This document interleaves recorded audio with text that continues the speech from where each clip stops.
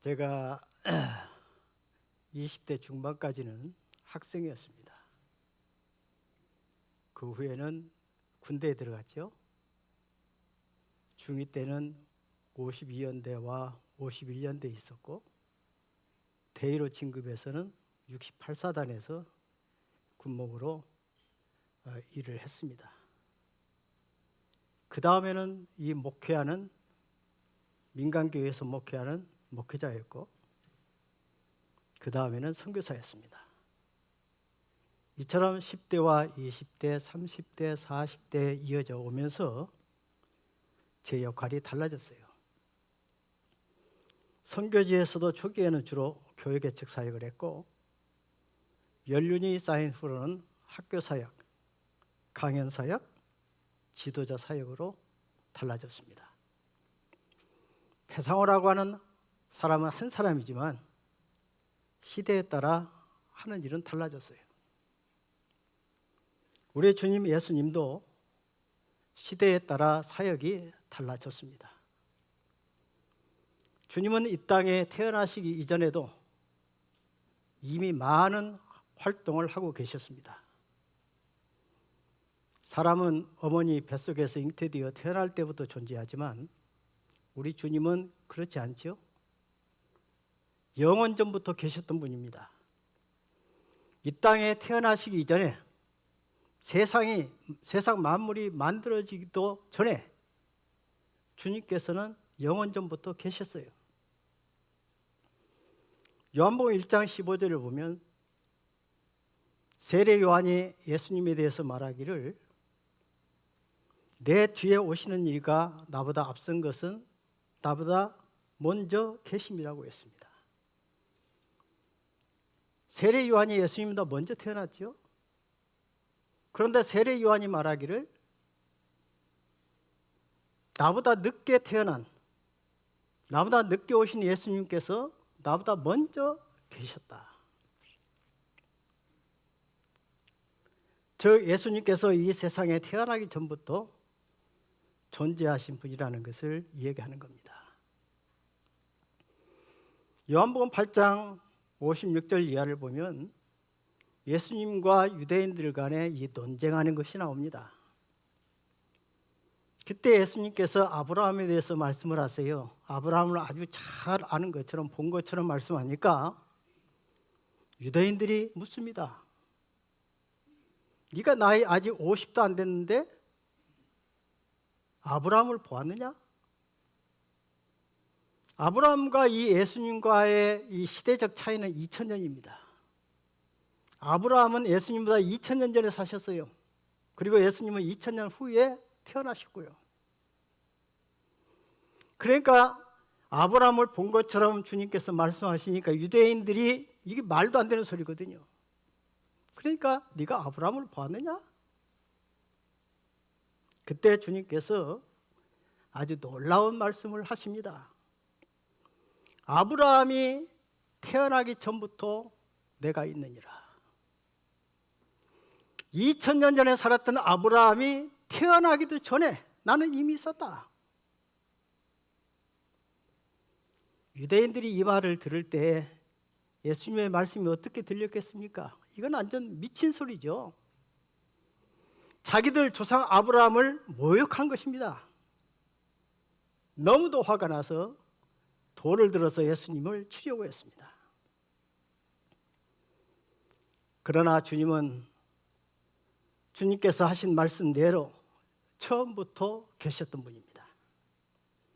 영원 전부터 계셨고 영원 전부터 활동하셨어요. 그 증거는 성경에 차고도 넘칩니다. 요한복음 1장 1절부터 이 3절까지 보면 태초에 말씀이 계시니라. 이 말씀이 하나님과 함께 계셨으니 이 말씀은 곧 하나님이시니라. 태초에 말씀이 계셨다. 이 말씀이 누구를 말합니까? 예수님이죠. 벌써 우리가 이제 우리말로 좀 의역적으로 번역을 했는데 말씀이 계시니라. 말씀이 있었다가 아니라 계시니라. 인격체에게 쓸 수 있는 말이죠. 계셨다는 말은. 그리고 이 말씀이 하나님과 함께 계셨다. 그러니까 하나님과 구별되는 분입니다. 그런데 동시에 이 말씀은 곧 하나님이십니다. 하나님과 함께 계셨고 하나님과 구별된 분인데 또 하나님이 되시는 이분, 예수님이죠. 만물이 그로 말미암아 지은 바 되었다. 창조 사역에 함께 하셨습니다. 태초부터 계신 예수님께서는 성부 하나님과 더불어 창조 사역을 하셨습니다.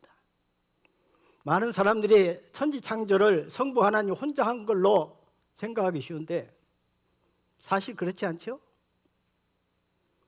조금 전에 본 대로 요한복음에 있는 대로 예수님께서 성부 하나님과 더불어 창조 사역에 참여했고, 또 창세기 1장 2절을 보면 창조 사역에 성령 하나님이 함께 또 참여했습니다.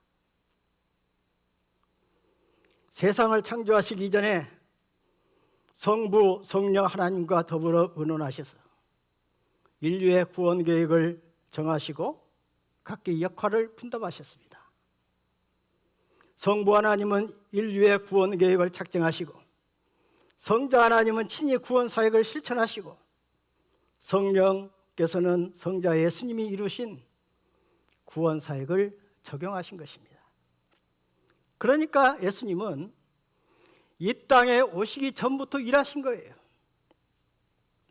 그리고 예수님의 이름은 예수님의 신분과 직분, 역할에 따라서 달라졌습니다. 예수님은 이 땅에 태어날 때 새로운 이름을 받으셨는데 그 이름이 예수입니다. 왜 그랬을까요? 자기 백성을 저희 죄에서 구원할 자이기 때문에, 구세주로 오신 분이기 때문에, 구속주이시기 때문에 새로운 이름을 갖고 오신 거예요. 그 전에 예수님의 이름은 뭐였는지 모르겠습니다. 그 밖에도 그리스도, 다윗의 자손, 어린 양, 독생자, 주님은 여러 가지 이름을 갖고 계십니다. 성자 하나님은 시대에 따라 구약 시대냐 신약 시대냐, 그리고 지구 종말의 마지막 시대, 그리고 그 이후 천국에서의 모습과 역할이 다르게 나타납니다. 구약 시대에는 주로 하나님의 사자의 모습으로 또는 사람의 형상으로, 신약 시대에는 우리와 똑같은 육신을 입은 사람으로 나타나셨고, 이 세상 이후에는 또 어떤 다른 모습을 가지시게 될 것입니다. 그런 주님께서 시대의 변화에 따라 어떤 모습으로 등장하셨는지 좀 살펴보도록 하겠습니다. 구약 시대에 보면 모세에게는 떨기나무 풀꽃 가운데 나타나셨습니다. 모세가 양을 치고 광야에서 양을 치고 있는데 저 멀리에서 큰 불길이 있습니다. 그런데 불길은 타고 있는데 불길이 사그라지지 않습니다. 이상해서 가까이 가보니 음성이 들립니다. 그러면서 내가 선 곳은 거룩한 곳이니 내 발에서 실을 벗어라, 그런 말씀을 하시죠. 그런데 이 하나님께서 이스라엘 백성을 이끌고 애굽에서 나올 때, 그때 구름 기둥과 불 기둥으로 하나님께서 이스라엘 백성을 인도하셨는데, 그때 이스라엘 백성을 앞서 인도하는 이 천사는 일반 천사가 아닙니다. 구름 기둥과 불 기둥 가운데 계셨던 이 천사, 일반 천사가 아니에요. 출애굽기 14장 24절을 보면 여호와께서 구름 기둥 가운데서 애굽 군대를 보셨다. 불 기둥과 구름 기둥 가운데에 여호와께서 계셨던 겁니다. 그러니까 구름 기둥과 불 기둥 가운데 계신 이 천사가 여호와입니다. 누구실까요? 성자 예수님입니다. 광야에서는 모세에게 불타는 떨기나무 가운데 말씀하셨고, 이번에 이스라엘 백성들이 애굽에서 나올 때는 구름기둥 불기둥 가운데 계시면서 이스라엘의 갈 길을 인도하셨던 겁니다. 출애굽기 23장을 보면 불과 구름 가운데 계신 이 천사가 단순한 천사가 아니라는 것을 이렇게 이야기합니다. 이 천사에게 여호와의 이름이 있다. 그를 노하게 하면 그가 너의 죄를 사하지 않을 것이라. 여호와라는 이름을 갖고 있고 죄를 사하거나 사하지 않을 권세가 있는 이 천사는 보통 천사가 아니죠? 누구겠습니까? 천사의 모습으로 나타나신 성자 예수님입니다. 오늘 본문을 보면 성자 예수님은 여호수아에게는 하늘 군대의 사령관의 모습으로 나타나십니다. 40년 동안 이스라엘을 이끌었던 모세가 죽습니다. 여호수아가 그 뒤를 물려받습니다. 엄청난 책임을 맡게 된 겁니다. 장정만 60만이면 어린아이와 노인들, 여자들까지 다 합치게 되면 좋게 200만은 넘었을 겁니다. 그 200만의 사람들의 운명을 자기 어깨에 짊어지고 가야 되는 거예요. 그들을 이끌고 가나안까지 가야 됩니다. 그런데 가나안에 진입하기 위해서 먼저 통과해야 될 곳이 여리고입니다. 근데 이 여리고는요, 아주 견고한 성읍이에요. 여리고를 발굴했던 고고학자들의 말에 의하면 여리고 성벽의 이 넓이가, 두께가 7.4m인데 뭐 흙벽돌로 이렇게 만든 게 아니고 큰 암석으로 커다란 이 돌덩어리로 쌓아서 만든 성벽이에요. 그래서 오늘날 현대 무기 웬만한 미사일을 쏘아도 단번에 무너뜨리기 어려운 그렇게 두꺼운 성벽입니다. 성벽은 두껍고 높습니다. 여리고부터 정복을 해야 가나안 땅에 진입을 할 수 있는 거예요. 그 당시 무슨 수로 이 성벽을 무너뜨릴 수가 있겠어요? 걱정이 많았을 겁니다. 그런데 여호수아 5장을 보면 여호수아가 상황을 살필 겸 여리고 성에 가까이 나아갑니다. 그때 한 사람이 그 앞에 나타나요. 그런데 그 모습이 뭐라고 되어 있어요? 오른손에 칼을 빼들고 있어요. 장검을 빼들고 있어요. 칼을 빼들고 있다는 게 뭘 의미할까요? 전쟁하는 사람이 칼 빼들고 있는 거죠. 전쟁을 위해서 온 전사라는 겁니다. 여호수아가 묻습니다. 당신은 우리 편이요? 아니면 우리 적들 편이요? 그때 뭐라고 대답하죠? 나는 여호와의 군대 참관으로 왔다. 하늘 군대의 사령관이라는 겁니다. 그러면서 말합니다. 네가 선 곳은 거룩한 곳이니 내 발에서 신을 벗으라. 들어봤던 말 아니에요? 누구에게 했던 말입니까? 모세에게. 모세에게 나타났던 그분이 바로 여호수아에게 나타난 겁니다. 그리고 여호수아가 그분에게 절합니다. 경배합니다. 그리고 이 경배에 대해서 그대로 받아들입니다. 천사 같으면 경배를 받지 않아요. 나도 너와 똑같은 하나님의 종이니 나한테 절하지 마라. 하나님께만 경배하라 그럴 텐데 여호수아가 경배하는데 그걸 그대로 받아들이는 거죠. 그분이 왜 나타났을까요? 하늘의 군대 사령관이면 영적인 존재입니다. 영적인 존재는 우리 눈에 보이지 않죠? 그런데 여호수아의 눈에 보였어요. 여호수아의 눈에 보였다는 것은 하나님께서 여호수아의 눈을 열어주셨다 그 말이죠. 그리고 왜 다른 사람에게 나타나지 않고 여호수아에게 나타나요? 여호수아와 관련이 있으니까. 여호수아를 위해서 나타난 겁니다. 돕기 위해서 온 거지요. 그리고 하늘 군대의 사령관이면 혼자 왔겠어요? 쫄병 없는 사령관 있어요? 지금 여호수아의 눈에 이분만 보인 것뿐이지 이분 뒤에는 지금 엄청난 천군 천사가 지금 도열해 있는 겁니다. 그럼 하늘 군대가 왜 왔을까요? 하나님께서 그들을 왜 보냈을까요? 그렇게 중요한 인물이 엄청난 군대를 대군을 이끌고 목적 없이 하늘에서 왔을 리가 없잖아요. 그럼 와서 뭘 했단 말입니까? 성경에는 그들이 무슨 일을 했다는 말이 전혀 없습니다. 그렇다고 해서 아무 일도 안 하고 그냥 돌아가요? 말이 안 되죠. 사람은 어떤 일을 하러 왔다가 상황이 달라지면 그냥 안 하고 돌아갈 수 있어요. 그러나 하나님이 하시는 일에는 그런 법이 없죠.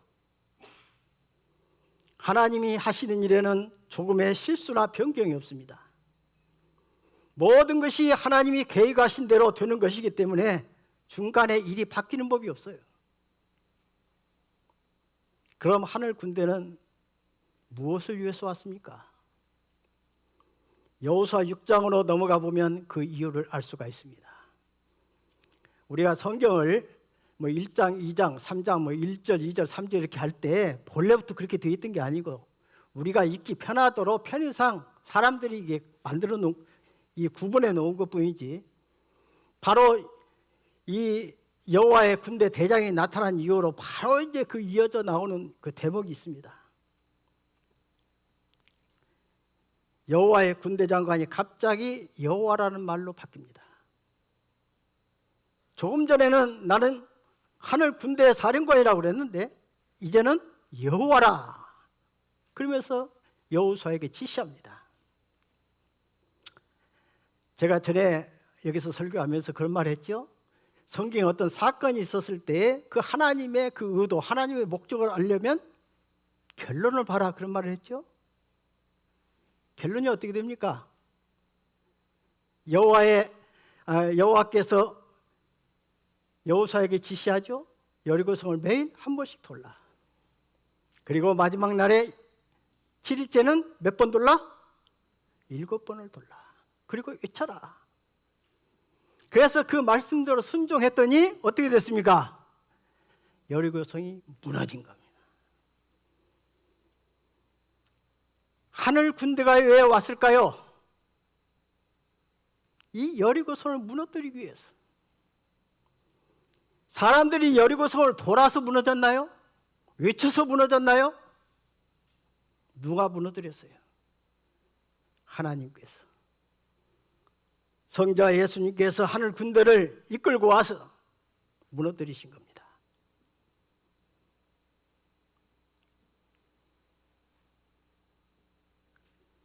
성자 하나님께서 또 구약 성경에 보면 다니엘과 그의 세 친구들에게도 나타납니다. 다니엘의 세 친구 사드락, 메사, 아벳느고가 느부갓네살 왕이 만든 금신상에게 절하지 않으니까 왕이 화가 나가지고 이 세 사람을 풀무불 속에 던져 넣습니다. 몇 명을 던져 넣었어요? 세 사람. 그런데 왕이 가만히 보니까 불 가운데서 걸어다니는 사람이 몇 사람? 네 사람이에요.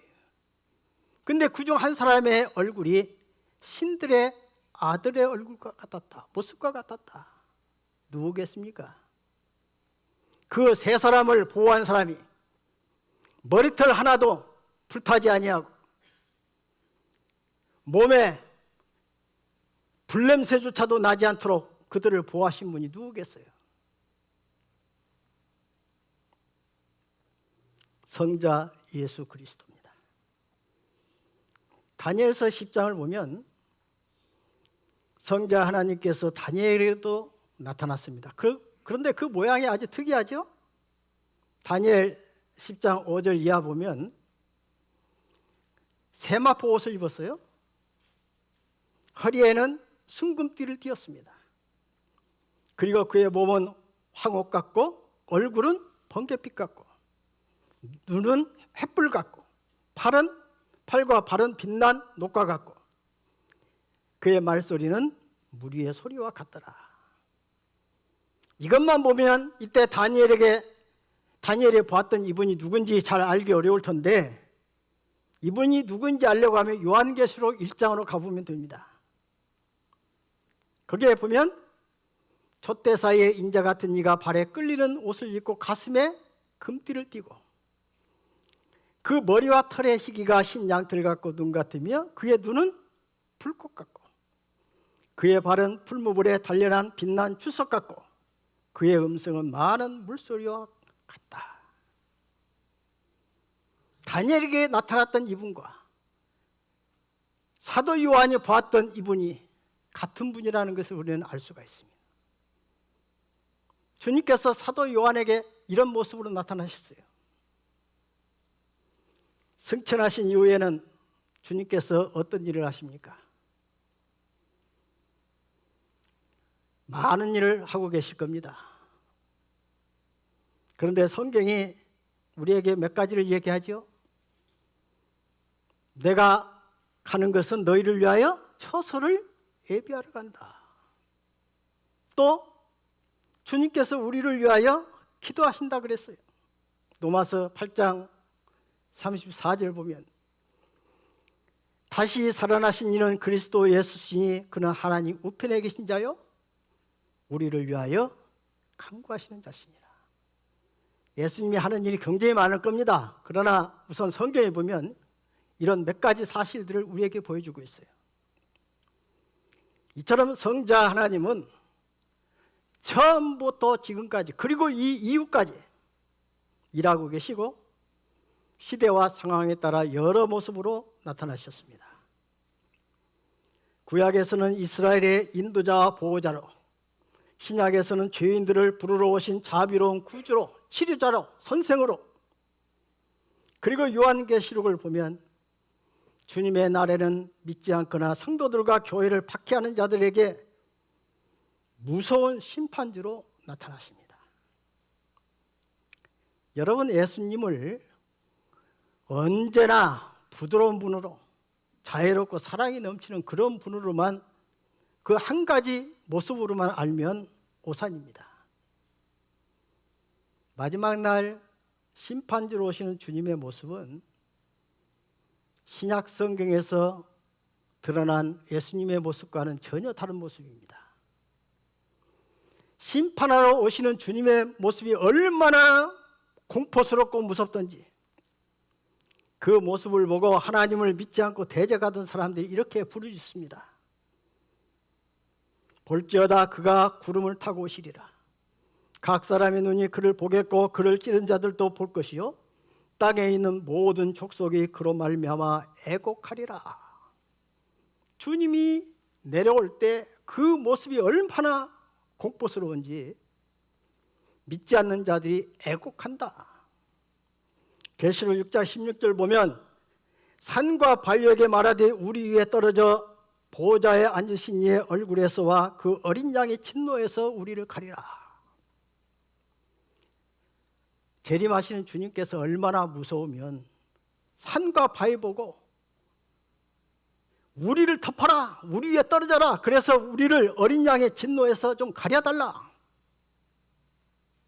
이런 말 하겠어요? 사람은 너무 두려운 상황을 보면 눈을 감아버립니다. 저는 주사 맞는 것이 별거 아닌데도 불구하고 주사 맞을 때는 차마 볼 수가 없어서 고개를 돌리고 눈을 감아버립니다. TV에서 너무 애절한 장면이 나오면 더 이상 저는 보지를 못하고 채널을 바꿔버리거나 아예 TV를 꺼버려요. 그래서 저는 아주 애절한 사연이 담긴 슬픈 이 드라마 같은 거 못 봅니다. 주식하던 사람은 주식이 잘 올라갈 때는 매일 주식창을 들여다보지만 주식이 곤두박질을 치면 컴퓨터를 닫아버린다고 그럽니다. 차마 보지를 못하는 거죠. 겨울철에 사슴이 사냥꾼의 그 사냥개에게 쫓기다가 더 이상 피할 곳이 없으면 어떻게 하느냐? 머리를 눈속에 파묻어 버린대요. 마지막 날 주님께서 재림하실 때 이런 일이 발생한다고 성경은 말합니다. 오죽 그 모습이 공포스러우면 산아 바위야 우리 위로 떨어져서 우리를 어린 양의 진노에서 가리워주라. 그날에 예수님은 더 이상 누구에게나 자비하신 분이 아닙니다. 마지막 날에 예수님의 그 신분은 심판대에 앉으신 무서운 재판장이세요. 한없이 죄인을 품으시고 용서하시는 그런 분이 더 이상 아닙니다. 한국에는 천국에 갔다 왔다는 사람들이 꽤 있는데 그들이 하는 말을 들어보면 천국에 갔더니 천국이 이렇게 생겼고 저렇게 생겼더라. 그런데 그 사람들 말을 들어보면 각기 다 달라요. 그러면 그 사람들이 보고 온 천국 모습이 과연 진짜 천국 모습일까요? 그게 진짜 천국 모습이라고 하면 그들이 보고 온 천국 모습은 왜 다 다를까요? 어떤 사람은 천국에 갔더니 기와집도 있고 초가집도 있더라 그럽니다. 정말 천국에 기와집이 있고 초가집이 있을까요? 한국에서 예전에 부자는 기와집에 살았고 가난한 사람은 초가집에 살았기 때문에 천국을 보고 온 사람이 한국 사람이니까 기와집, 초가집을 보여준 거지 그 사람이 미국 사람인데 그거 보여줬겠어요? 그 사람이 본 천국이 진짜 주님께서 보여주신 천국이라고 합시다. 그렇다 할지라도 그 사람이 본 그 천국의 모습은 주님께서 그 사람에게 어떤 메시지를 주기 위한 것이지 그것이 진짜 천국의 모습은 아닌 겁니다.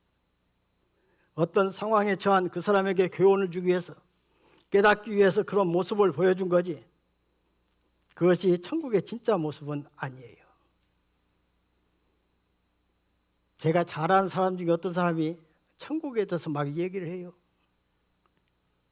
그래서 제가 그랬어요. 당신이 본 그 천국은 진짜 천국 모습 아닙니다.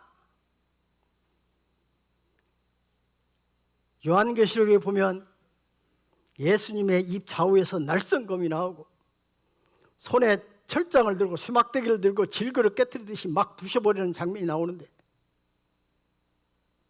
그게 예수님의 진짜 모습이라고 생각합니까? 그가 장차 우리가 천국에 갔을 때 우리가 보는 그런 모습이라고 생각하나요? 입에 날선 검이 나온다고 생각해 보세요. 막 손에 철장을 들고 때려 부순다고 생각해 보세요. 얼마나 거칠고 사나운 모습입니까? 그 모습은 신약성경에 나온 자애로운 주님의 모습과는 전혀 다른 모습이죠.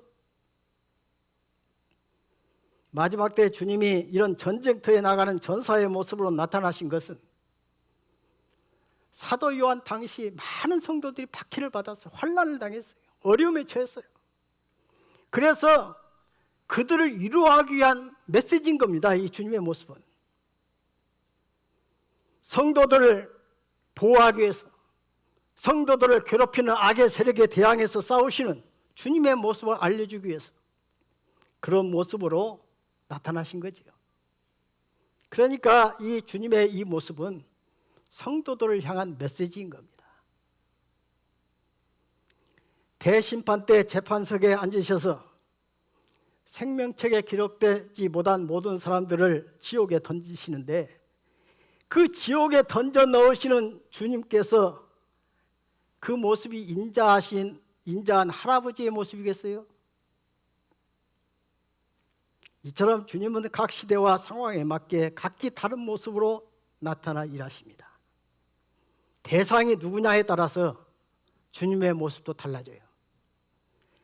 모르긴 해도 우리가 천국에 갔을 때 뵙게 될 주님의 모습은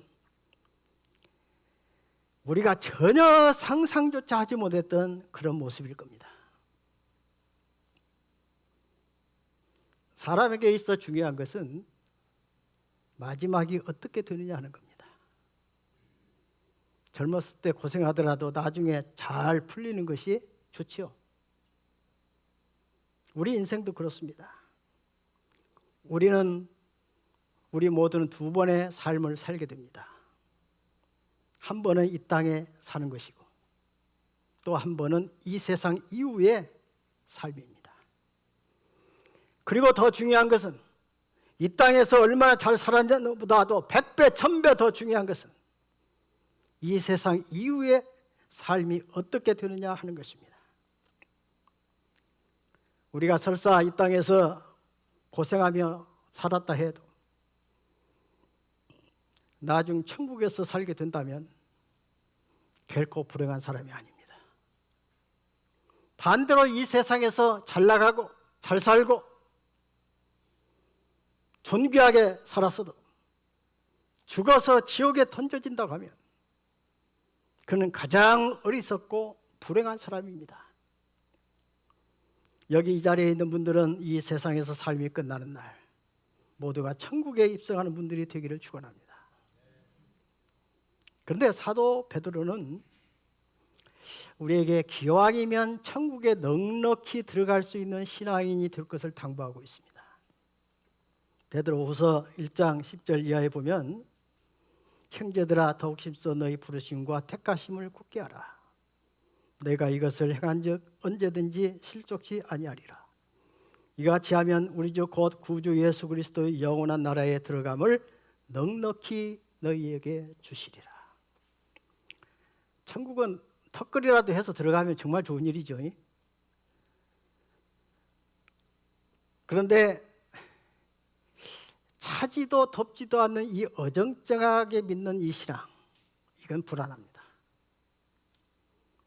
여러분, 기왕이면 턱걸이로 천국 들어가는 것이 아니고 넉넉히 들어가는 사람이 되기를 바랍니다. 내가 천국 백성이라는 걸 나만 아는 것이 아니라 내 주변에 있는 사람, 나를 아는 모든 사람들이 저 사람은 천국에 들어갈 수 있는 사람이 분명해, 그렇게 알 수 있는 신앙이 되라는 겁니다. 주님은 무슨 희생을 치르더라도 지옥에는 가지 말라고 했어요. 마가복음 9장 43절 보면 네가 불구자가 될지라도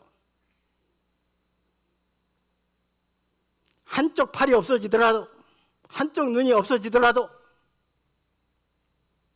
지옥에 가면 안 된다 말씀하는 거죠. 무슨 말씀입니까? 무슨 손해와 희생이 따를지라도 지옥에 가는 것만은 피하라는 겁니다. 지금 우리는 은혜의 시대, 구원의 시대에 살고 있습니다. 보라, 지금은 은혜 받을 만한 때요, 보라, 지금은 구원의 날이로다 그랬습니다. 지금 이때는 누구든지 주님께 돌아오면 조건 없이 받아주는 시대입니다. 그래서 은혜의 시대고 기회의 시대입니다. 그런데요, 이 시기가 다칠 때가 와요. 그러니까 다치기 전에 돌아와야 돼요. 다치기 전에 우리가 사랑하는 사람들을 구원해야 됩니다. 문이 닫히는 날이 되면 주님은 더 이상 자비로운 구주가 아니라 심판주로 달라지십니다. 주님이 언제 오실지는 몰라요. 주님이 오시기 전에 우리가 먼저 갈지, 우리가 살아있는 동안 주님이 오실지는 모르지만 여하튼 그때까지 열심을 품고 믿음 생활을 잘해야 됩니다. 주님이 구름 타고 오실 때 우리는 두려움으로 두 눈을 감아버리는 사람이 아니라 두 손을 높이 들고 할렐루야 하면서 주님을 맞이하는 성도들이 다 되어야 하겠습니다. 그런 성도들이 다 되시기를 주의 이름으로 축원합니다. 기도하겠습니다.